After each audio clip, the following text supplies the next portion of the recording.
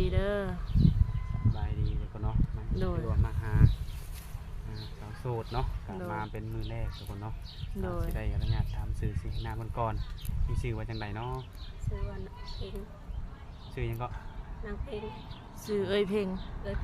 อายุกี่ปีแล้วอายุ50 ปีโดยถือว่านี่ก็ถือว่าเป็นรุ่นใหญ่ทุกคนเนาะโดยมาเปิดใจแบบนี้เป็นมือแรกวันนี้ครั้งแรกเลยมือแรกก็ครั้งแรกโดยเป็นยังไงเป็นแม่ห้างบ่หรือเป็นแม่ใหม่เป็นแม่ห้าง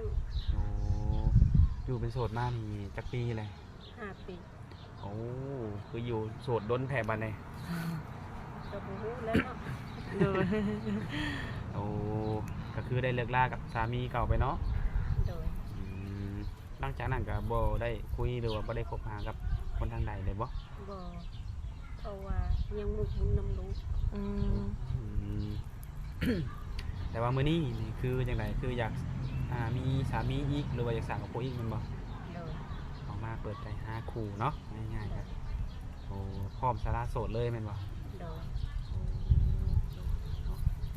การสละโสดนี่จังไดเป็นส่วนหลายเนาะคนที่เขามาล้มหรือว่าเขามาเบิ่งคลิปนี่ก็มันจะมีทั้งนุ่มลาวนุ่มไทยหรือว่าไปทำงานอยู่ต่างประเทศนี่นะต้องเลือกหรือว่าต้องเอาเป็นคนทางใดนี่บ่ได้เลือกเนาะคนทางใดก็ได้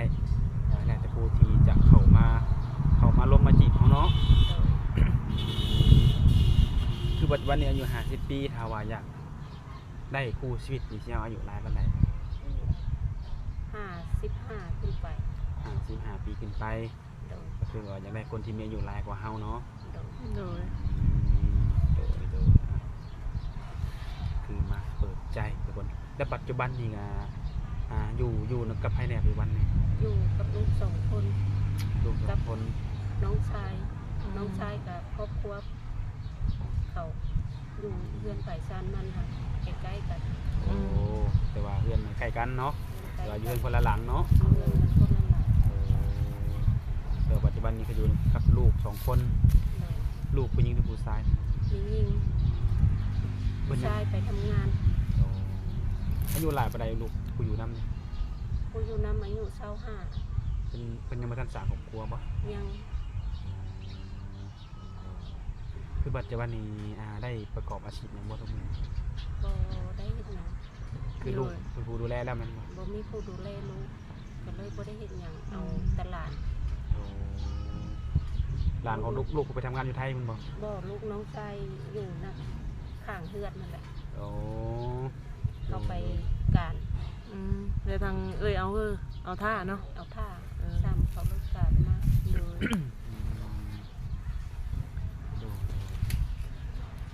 ก็เลยแบบว่าในความที่ว่าเอาลูกเอาหลานเนาะโดยบ่ได้ออกไปทางใดอยากลูก ถ้าเกิดว่าได้สร้างครอบครัวนี่ได้สร้างจังไดต้องให้เพิ่นมาอยู่นำบ่นี่ถ้าว่าได้สามีก็คุยกันก่อนโดยตกลงกันเนาะไปพุ่นหรือมาอยู่พี่ก็ตกลงกันเนาะกันสิตัดสินใจลดก็บ่เอาก็ให้คุยกันก่อนโดยต้องคุยกันโดนบ่ก็บ่โดนกันให้คุยกันคุยกันเข้าใจแล้วก็บ่ได้โดนตั้งแต่ซ่าไว้เนาะโดยเน้นความเข้าใจเนาะคนที่เข้ามาเนาะเน้นความเข้าใจเฮาก็รับเฮาได้ก็บ่ให้โดนโดยพร้อมที่เปิดใจให้โดยคือฟังสำเนียงนี่คือบ่แม่นคนแถวนี้บ่ค่อยเป็นคนแถวเซบังไฟแล้วบัดนี้ย้ายมาอยู่ในบ้านนี่บ่ย้ายมาอยู่เพื่อนน้องชายปลูกไว้แล้วน้องชายหั่นไปอยู่เมืองไทยปลูกเฮ็ดเรือนไว้นี่เอาแม่ลงมาอยู่เอาพ่อลงมาอยู่แล้วพอทีนี้พ่อแม่ก็เสียโดยวันนี้เพื่อนอยู่ทางพุ้นก็ขายมาปัวลูกเพื่อนเจ้าเองหั่นเพื่อนค่อยเองได้ขายมาปัวลูกลูกเป็นอย่างตัวต้องขายเพื่อนเลยเป็นเนื้องอกทับเส้นประสาทสายตาก็เลยได้เอาไปขายอยู่เมืองไทยโดยก็เลยใช้เงินไปเบิด แล้วลูกได้หายเศร้าบ่ ก็บ่เศร้ากับบ่ดีเงินเบิดก็เห็นแน่บ่เห็นแน่เป็นตาฟาง เป็นทางๆเนาะ แต่เดี๋ยวนี้เพิ่นก็ยังแบบมองแบบเบิ่งเปลยนี่ก็ยังไม่ได้ชัดแม่นบ่ ก็เป็นตาฟางมันเอาบ่จบเคสเพิ่นนี่ โดย เขาให้ครอบครัวเขา2 ปีให้จบเคสของ2 ปีตามันสิดีขึ้นไปนำแต่ละมื้อแบบนี้แหละเฮาละมาการสูญเสียหลาย อืม สูญเสียทั้งแม่สูญเสียทั้งพ่อทั้งลูกมันเบิดนั่นแล้วก็เงินก็เบิดไปแล้วก็ ถ้าว่าได้อันต้นทุนมาอีนี่น่ะดีบ่ตานะ ก็ดี อืม ก็สิได้ก็สิเห็นก็สิ ก็เป็นตาปกติบ่ ก็สิอยู่ระหว่างหมอง80 เนาะแบบพอเพิ่นไปเพิ่นมาได้เนาะ เพิ่นรักษาตัวเองได้ อืม แต่ถามว่าสิให้ได้100หมอก็บ่ให้หลายร้อย โดยแต่ว่า แค่ให้80 ให้มันดีกว่าบ่เห็นหุงง่ายกันเนาะ พอแบบ ดีกว่าแบบไปแบบ ไปได้เนาะ ง่ายๆ ไปมาได้ แต่ว่าเดินทางทางไกลนี่ไกลสุดนี่คือสิไม่ได้เนาะ บ่ได้ อืมแบบเพิ่นออกไปเนาะซื้อนั่นซื้อนี่พอแบบแม่ไปเวะไปงานหั้นนะว่าง่ายๆกะ คือปัจจุบันนี่ถ้าว่ามีเงินไปรักษาต่อนี่คือได้เนาะ ได้ โดย คนตัวรายการนี่มันต้องได้ใช้เงินหลายอยู่แล้วเนาะตัวนี้ ใช้เงินหลาย โดย แนวเขาป่วยเขาก็บ่ได้ป่วยอยู่ลาวนี่เขาป่วยอยู่ไทย โดย เพราะว่าเครื่องมือเพิ่นหลายเนาะยาก็ดีแน่ อยู่ลาวนี่เขาบ่รับเลย อืม ขึ้นเวียงเขาก็บ่เอาก็เลยเอาไปเมืองไทยเอาไปเมืองไทยหมอเขาก็บอกว่าเอาไปเมืองใหญ่เลยไปเมืองไทยก็เลยได้เสีย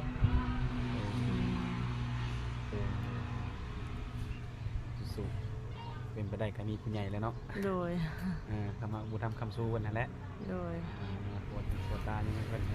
ปกติเพิ่นก็จะได้แบบเพิ่งพาตัวเองได้เนาะไปมาเองได้ โดย ดู แต่ตอนนี้เพิ่นก็ไปมาได้อยู่แล้วว่า ไปได้มาได้อยู่ โทษแต่ว่าฝังเนาะ มันฟังเลยซึ่ง ดู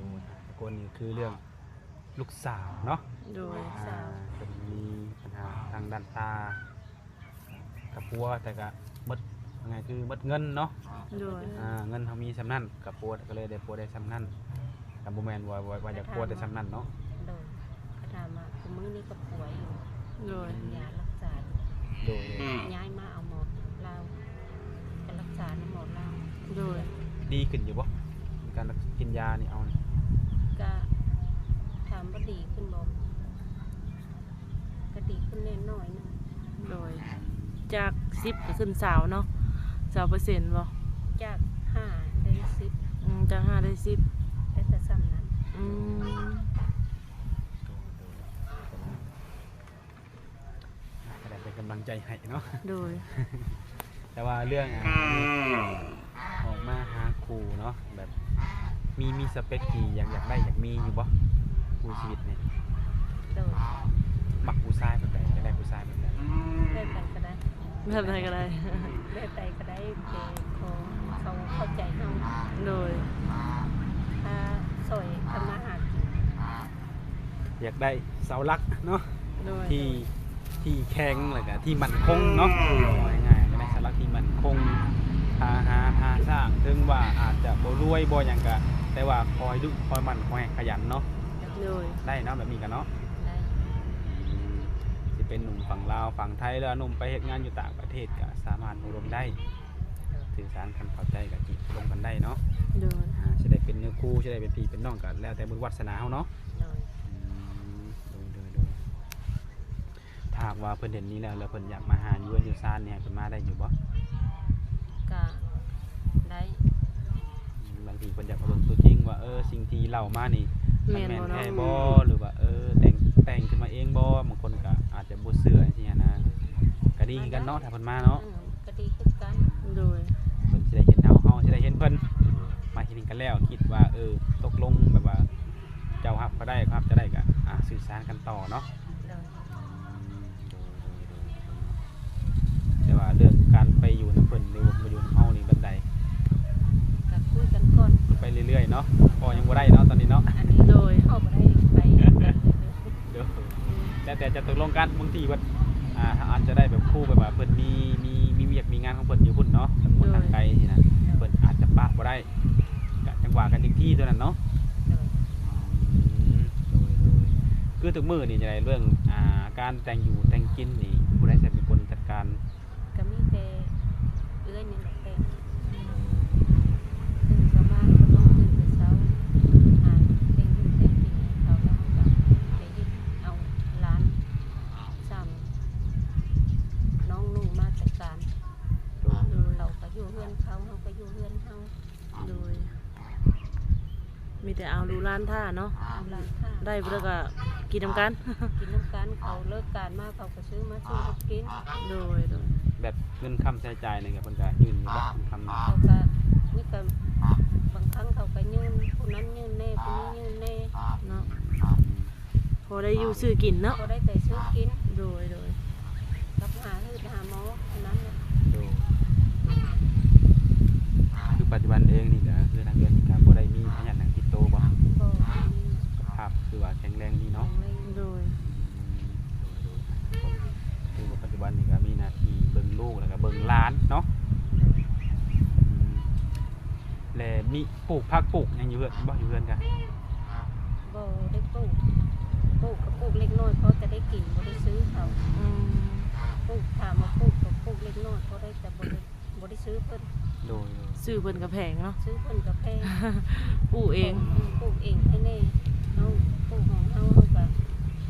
บ่ได้ไปตลาด อืมพอได้เก็บของเองอยู่ในเหือนในศาลเนาะ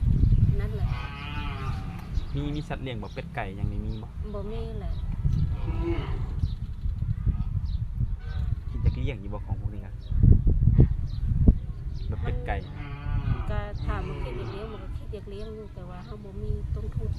โดย ต้นทุนแบบว่าจังได๋หัวอาหารบ่หำบ่นี่บ่ เพราะว่าสวนนี่แหละ ทั่วซอยแม่นแหละเนาะอยู่เลี้ยงเป็ดเลี้ยงไก่เลี้ยงหยังก็แล้วแต่เนาะ มีโคกมีหัวมีสวน โดย อันนี้เฮาบ่มีหยังก็มาอยู่กับบ่ได้แม่นว่ามันเป็นเพื่อนเจ้าของอันนี้มันเป็นเพื่อนของเพราะว่าของเจ้าของมันเบิดเลยน้องที่อีกตนน้องก็เลยเอามาอยู่นะ โดย แค่แต่ว่าได้น้องผู้ดีว่าง่ายกันเนาะเป็นบ่ที่บ่ปลาเฮาเนาะ โดยเพิ่นก็จักเพิ่นสิมามื้อใดแต่เมืองไทย อืม ก็มาอยู่นํกันคือเก่าอะนะ โดย เฮาก็บ่มีครอบครัว โด มี ย แต่สองแม่ลูกผู้หนึงก็ผู้ลูกชายหลานก็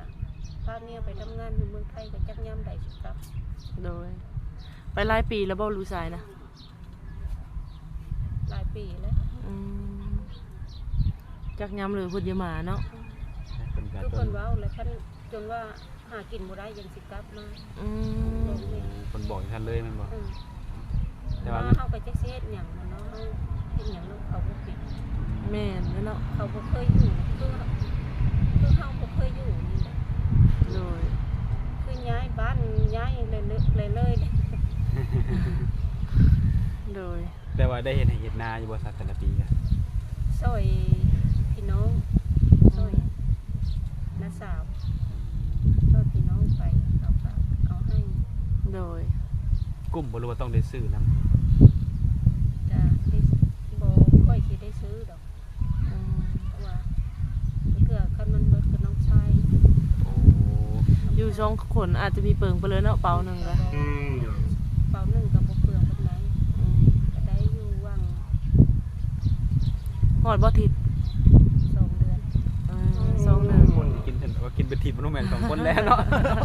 เอา4ซอมหนึ่งก็ได้ครึ่งเลย50โลเลยเนาะ 50โลเลย 50 โลก็สิได้อยู่ว่าง2 เดือน เนาะแม่น ว่า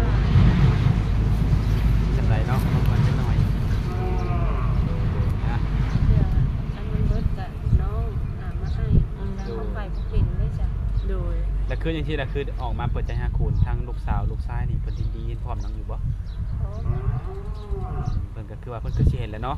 ว่าแม่นี่เพิ่นต้องตอนนี้ขาดคนดูแลว่าไงกัน โด ห ย รือว่าคนที่มาซัพพอร์ตเข้ามาแบบอุปถัมภ์ทำสู้แบบเบิ่งแยงเฮาแหละเนาะ โดย อายุหลายแล้วว่าง่ายๆคือลูกก็เพิ่นยินดีพร้อมนํอยู่เนาะโอเคทุกคนเนาะ โดย ซึ่งเฮาเองก็บ่มีหยังหลายทุกคนเนาะมีแต่ว่าหนุ่มโสดคนใดเนาะเห็นคลิปนี้แล้วคิดว่าอยากล้มหรือว่าอยาก สร้างซาไปนำกันก็ทักทายเข้ามาได้ แต่ว่ามีเฟซมีไลน์มีหยังให้แน่บ่ มีอยู่ มีไลน์ก็มีบ่ มี มีเฟ ไล ซ น์ มี ก็มีเฟซก็มี โดยมีเฟซมีไลน์ให้แล้วทุกคนเนาะก็ โดย ทักทายเข้ามาคุยเบิ่งกันก่อนเนาะ โดย สิตกลงปลงใจหยังก็ค่อยว่ากันตัวนี้ก็ได้ โดย วัน โด นี้ ย ก็มาเปิดใจให้หลายๆคนนะครับฮู้ว่าบัดนี้โสดแล้วก็อยากมีคู่ชีวิตเนาะ โดย โดยวันนี้ก็